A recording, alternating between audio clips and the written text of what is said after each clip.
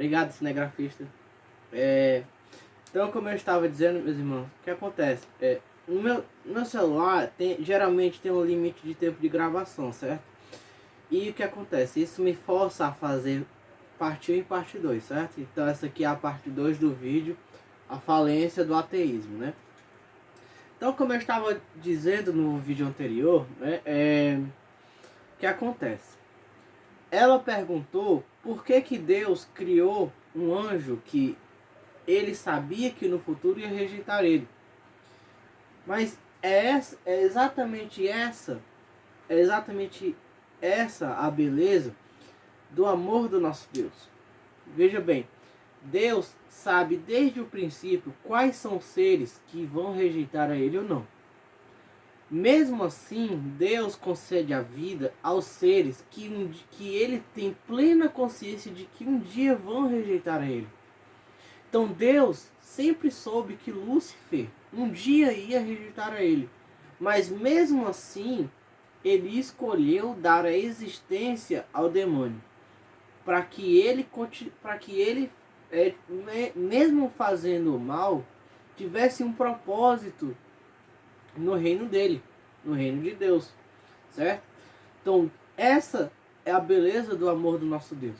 Mesmo tendo plena consciência de que os seus seres um dia vão rejeitar a ele, Deus concede a existência aos seres para que eles vivam eternamente, certo?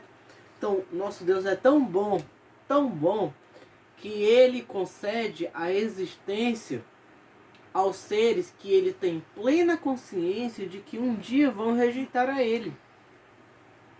Essa é a beleza do amor do nosso Deus.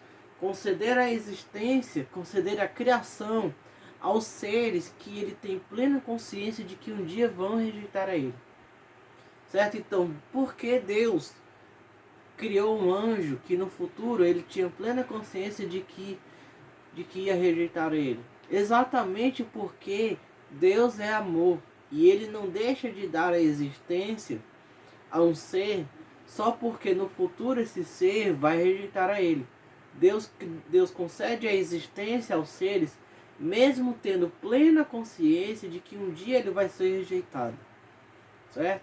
Então Deus é bondade e amor infinito, e é por isso que ele concede a existência a seres que ele tem plena consciência de que um dia vão rejeitar ele.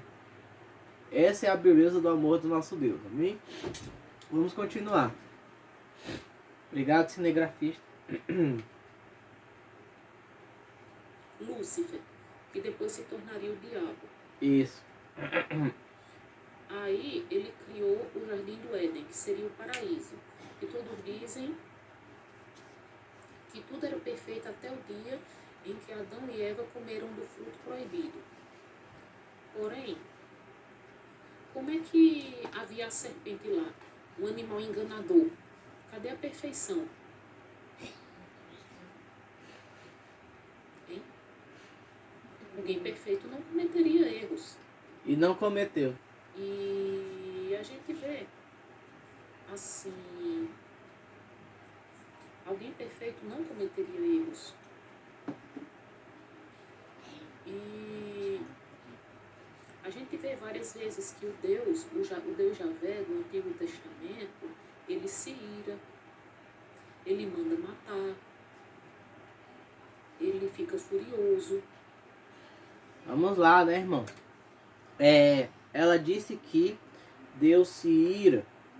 Ela disse que Deus manda matar, né? Como se isso fosse uma falha do nosso Deus. E não é, né? O que acontece? Quando uma pessoa faz esse... Presta atenção. Quando uma pessoa faz esse tipo de questionamento, é porque ela está no andar mais baixo da teologia. Certo? Está ali arranhando a superfície sobre Deus, né? O que acontece? O Deus do Antigo Testamento não é um ser humano, certo? Ele não é levado pelas suas paixões, ele não é surpreendido por nada. Deus não é surpreendido por nada. Então, quando a Bíblia diz assim, Deus se enfureceu, Deus ficou irado, né? Não é como se Deus não soubesse que o homem ia pecar. E ele se surpreendeu com aquilo. Como é que o homem pode fazer isso comigo? Eu estou furioso. Não, não é assim, né? Deus tem plena consciência de tudo que o homem vai fazer, de bom e de ruim, in eterno, certo? Para sempre, até o fim da existência humana nessa terra. Deus sabe. Então, se Deus sabe de tudo que o homem vai fazer, de bom e de ruim, como é que Deus pode se enfurecer? Mas ele já sabia que o homem ia fazer isso? Como é que Deus pode se enfurecer? O que acontece? Deus não se enfurece da mesma forma que um ser humano se enfurece, por incrível que pareça. A fúria de Deus não é como se Deus tivesse assim sendo levado pelos acontecimentos a se irar. Não. Não é como se não é como se Deus funcionasse, não é como se ele observasse uma coisa e por causa daquilo ele fosse levado a se irar, como um ser humano faz. O ser humano, quando ele vê uma coisa absurda, ele se ira. Por quê? Porque é uma resposta do seu corpo, uma resposta energética do seu corpo e também da sua alma, né, a um acontecimento ruim. Mas com Deus não é assim, né? Deus tem plena consciência de tudo o que vai acontecer, de tudo que o ser humano vai fazer. Então, quando Deus se ira, foi ele que quis se irar com um acontecimento. Deus se ira por vontade própria com os acontecimentos, exatamente para que haja justiça na humanidade. Deus se alegra quando ele quer se alegrar. Deus se ira quando ele quer se irar. Deus se entristece quando ele quer se entristecer. Não é como se ele fosse levado pelos acontecimentos. Não. Ele tem plena consciência de tudo o que vai acontecer. E quando algo acontece, Deus escolhe se irar, se alegrar ou se entristecer. Você entende? Então, Deus tem pleno controle de suas emoções. O Deus do Antigo Testamento não é um ser humano, certo? Ele não é levado pelos acontecimentos. Ele se ira porque ele precisa se irar com os acontecimentos, com as coisas que o ser humano faz de ruim, certo? Então Deus se ira quando ele quer. Deus se alegra quando ele quer. E Deus se entristece quando ele quer. Porque ele precisa se enfurecer, se alegrar e se entristecer por amor ao ser humano, certo? Então Deus não é levado, Deus não tem paixões, certo? Deus não é apaixonado, Deus ama, Deus não é apaixonado. Ele não é levado pelas paixões, Deus não é viciado em nada, entendeu? Ele não tem defeitos. Ele se ira quando ele quer, ele se entristece quando ele quer ficar triste, e ele se alegra quando ele quer se alegrar, certo? Então Deus não tem paixões. Ele tem plena consciência de tudo que o ser humano vai fazer e se entristece, se alegra e se ira quando ele vê que é necessário a ira, a alegria ou então a tristeza dele, certo? Mas vamos continuar. Então, você percebe que achar que Deus tem defeitos humanos é o andar mais baixo da teologia? Vamos continuar, amém? Cinegrafista.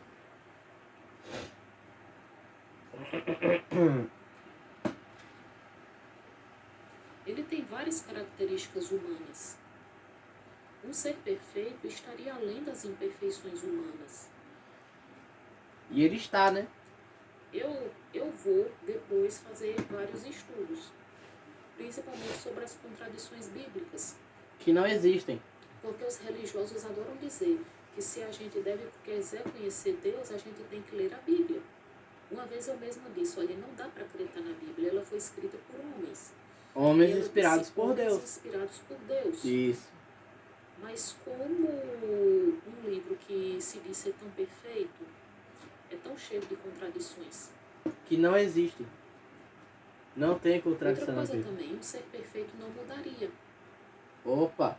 Não mudaria, ele seria o mesmo hoje e sempre. Dizem, claro que dizem que Deus é o mesmo hoje e sempre. E é mesmo. Só que que como é que um Deus que no Antigo Testamento é tão furioso, tão implacável, depois se torna um Deus de amor? Ele é exatamente o mesmo hoje desde o sempre, princípio. a gente presume que ele é atemporal. Como ele de fato é, né? A gente deveria prestar atenção nesses detalhes. Vamos lá, né? Cinegrafista, obrigado. O que acontece?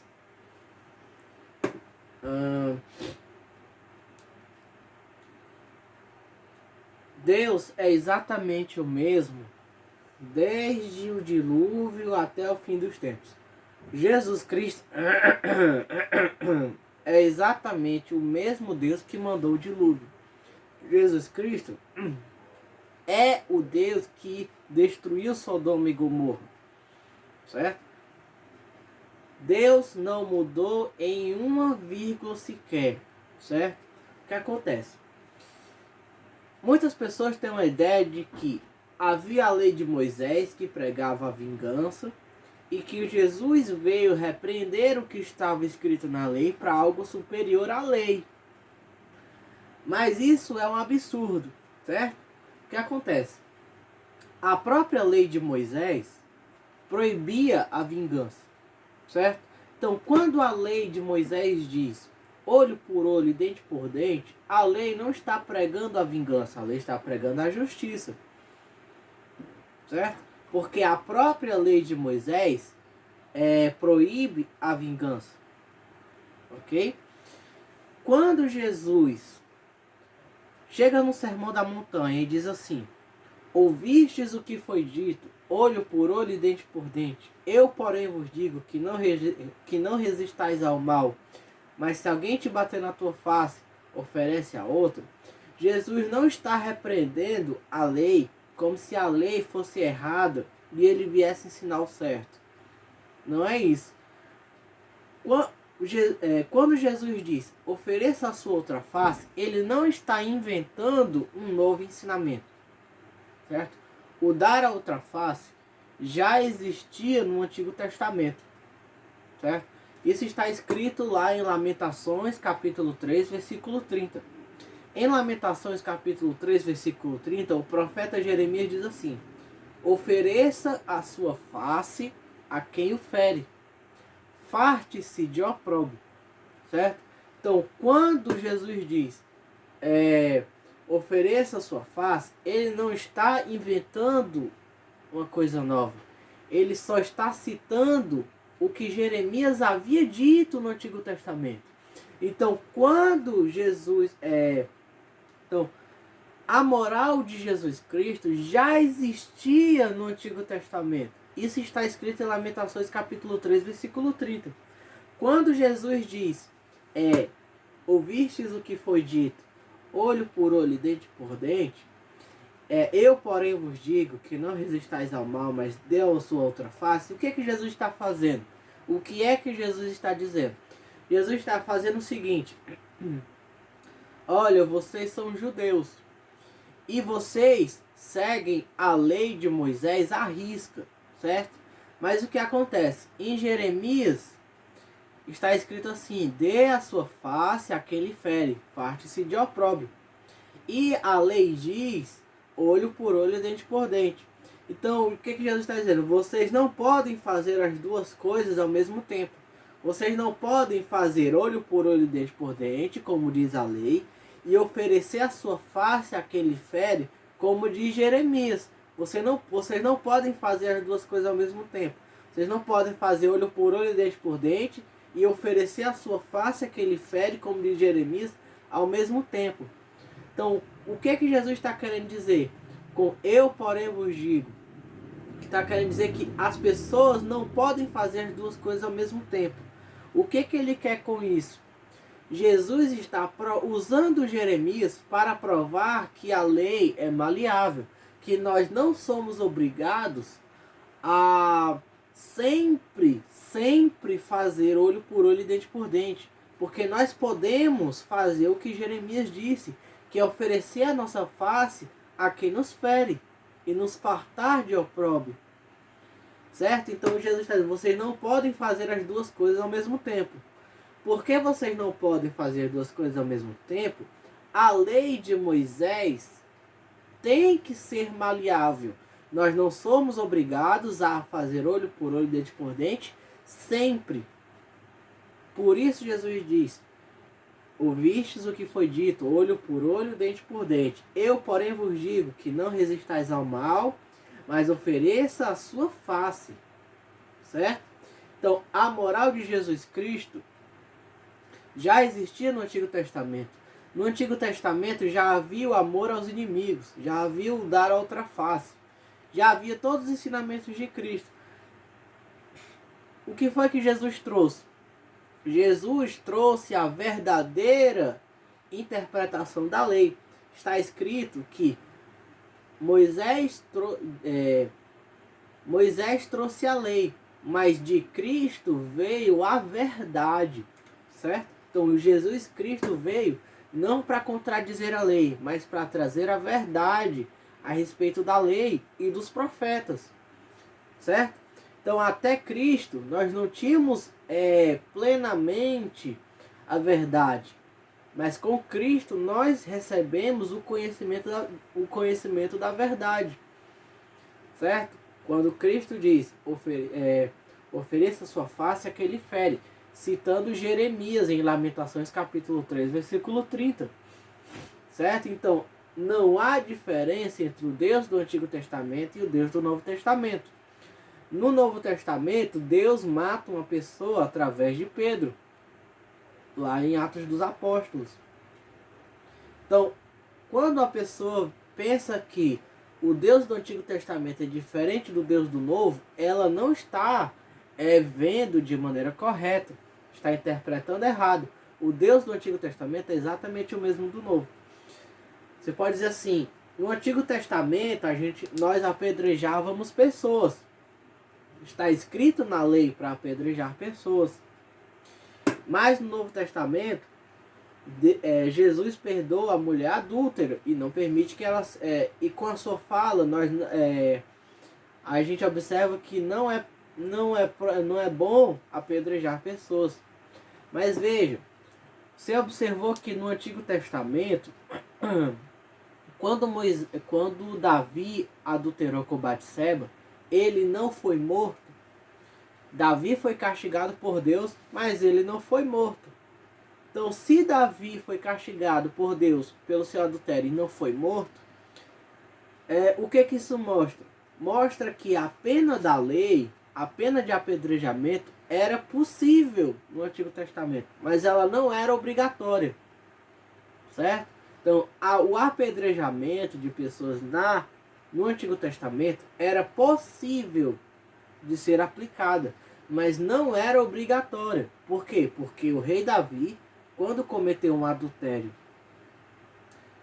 ele não foi morto por Deus, nem por ninguém apedrejado. Ele foi castigado, mas ele não foi morto com apedrejamento. Então, se a pena da lei é obrigatória, se era obrigatório no Antigo Testamento matar quem cometia um adultério, por que o rei Davi não foi morto? O rei Davi não foi morto porque Deus é misericordioso e perdoou os pecados de Davi. O rei Davi não foi morto porque o apedrejamento era possível, mas ele não era obrigatório. Então, o Deus do Antigo Testamento é o mesmo Jesus Cristo do Novo Testamento, que tem consciência de que o apedrejamento é possível, mas não obrigatório. Certo? Vamos continuar. Cinegrafista. Também deveríamos pensar assim sobre o fato dos crentes dizerem a sua interpretação está fora de contexto. A gente tem que considerar as pessoas daquela época. As pessoas daquela época eram atrasadas. Mas Deus não é atemporal? Ele não é perfeito? Ele não é onipotente? Só um instante, irmãos.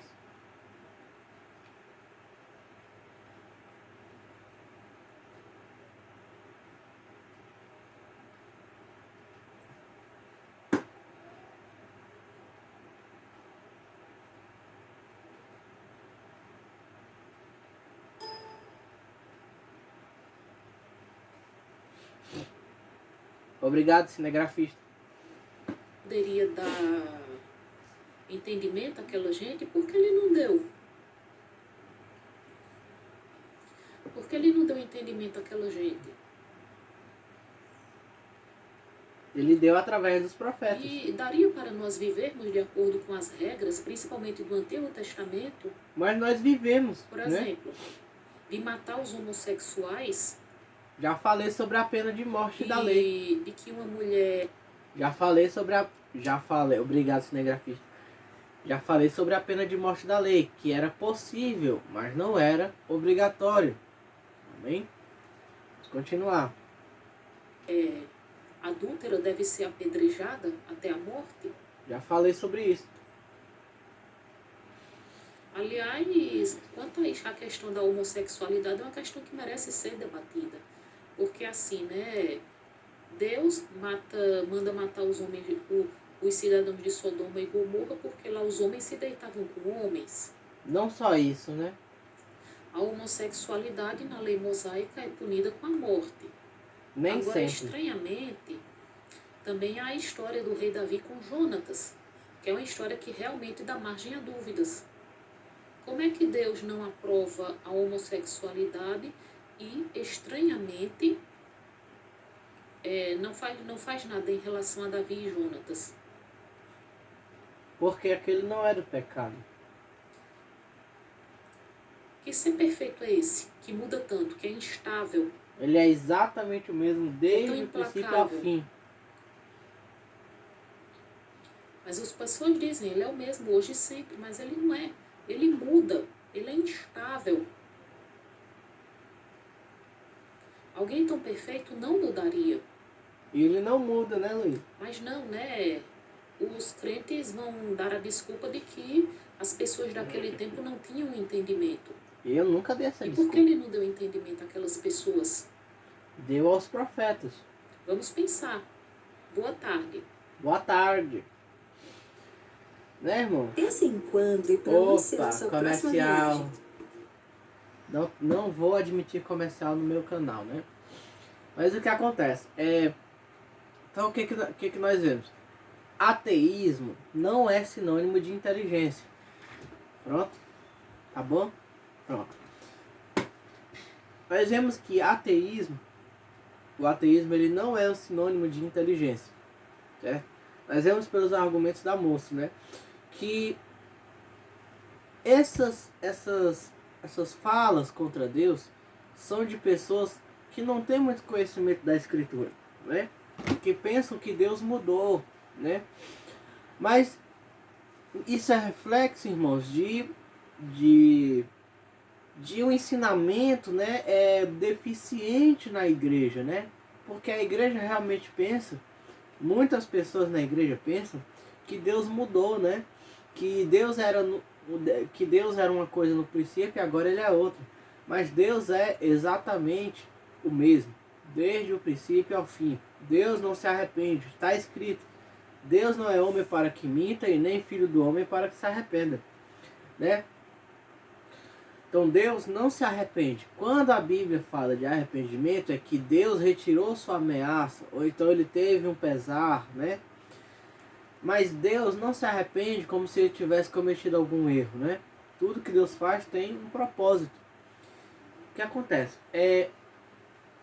Quando existem passagens, né, que dão margem à dúvida. Por exemplo, quando os discípulos chegam para Jesus e dizem que Jesus ele não foi recebido, né, por um certo povo. Então os discípulos dizem assim: Mestre, o Senhor quer que a gente ore para que caia fogo do céu e consuma esses homens como fez Elias? E Jesus diz: vocês não sabem de que espírito vocês são, né? Então muitas pessoas pensam que que quando ele fala isso, ele está falando contra a pena de morte. Mas se Jesus está falando contra a pena de morte, como é que em Atos dos Apóstolos Deus mata através de Pedro? Né? Então o que acontece? Quando Jesus diz, vocês não sabem de que espírito vocês são, não é como se Jesus estivesse repreendendo o fato de ter caído fogo do céu quando Elias orou. Não é isso. O que Jesus está fazendo é repreender o espírito de vingança dos discípulos. Quando Elias fez cair fogo do céu, ele não fez aquilo por vingança, porque a vingança era proibida na lei de Moisés, certo?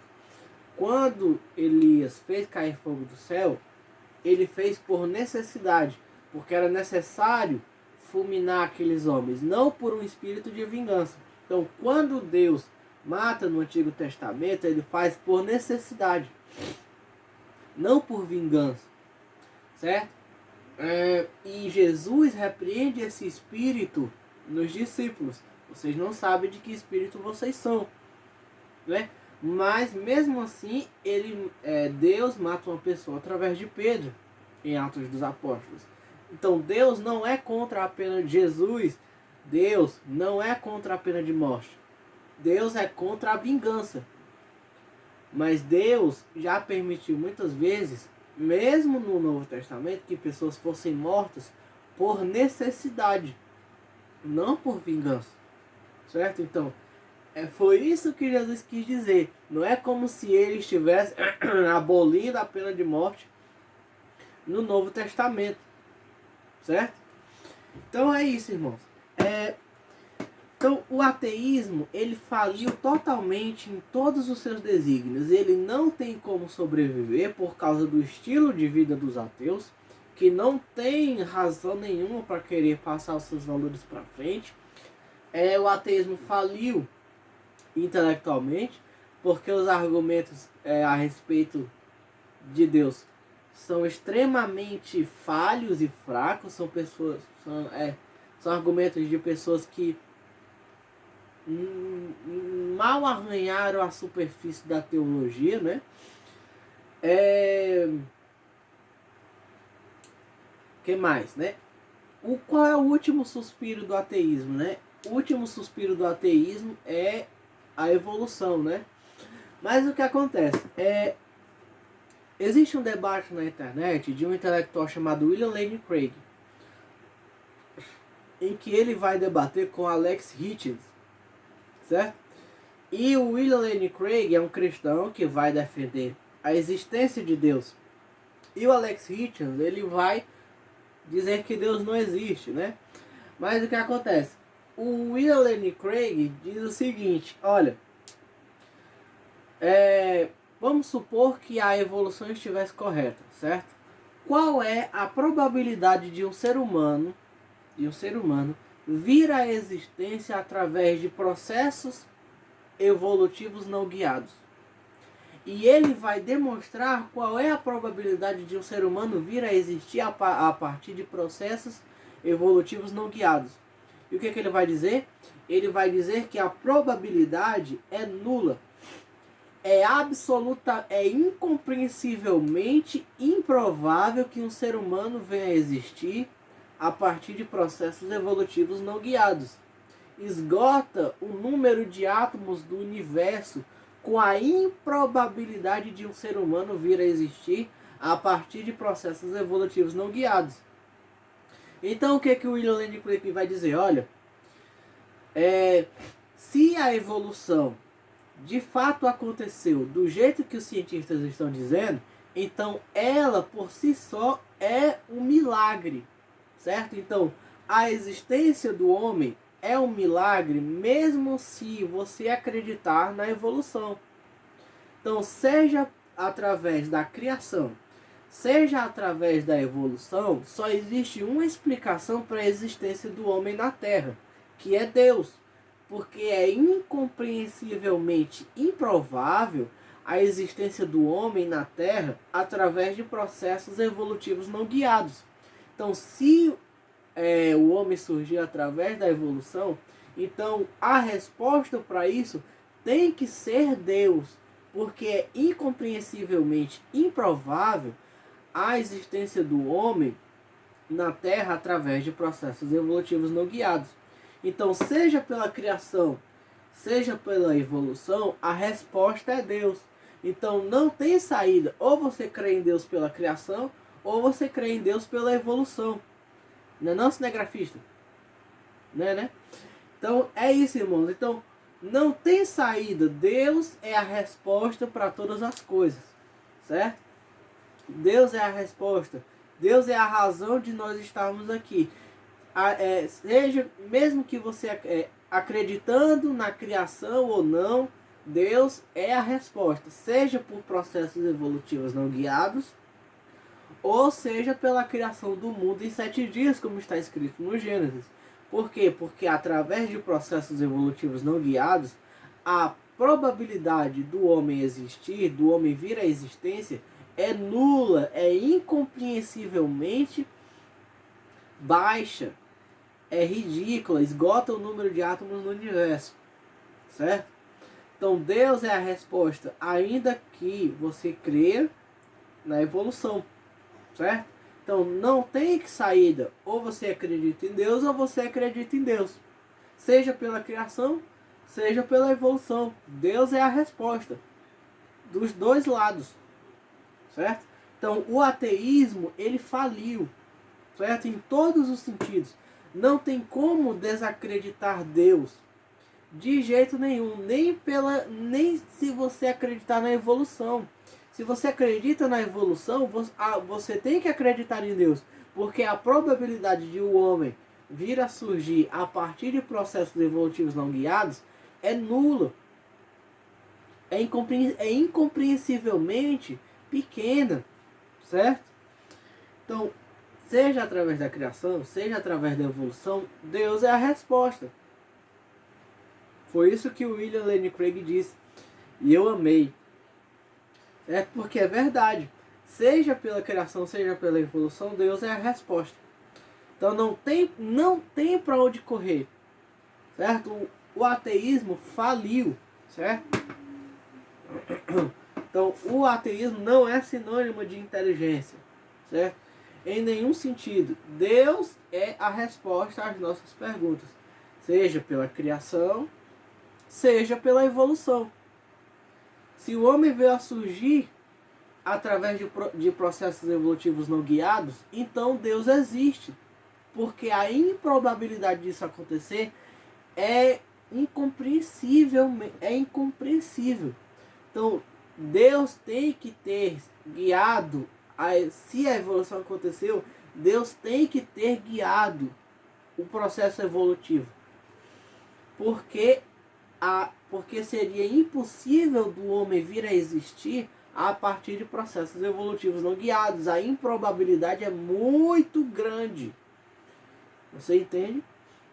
Então, ou você acredita em Deus pela criação, ou você acredita em Deus pela evolução. Não tem para onde fugir. Certo? Então, o ateísmo faliu.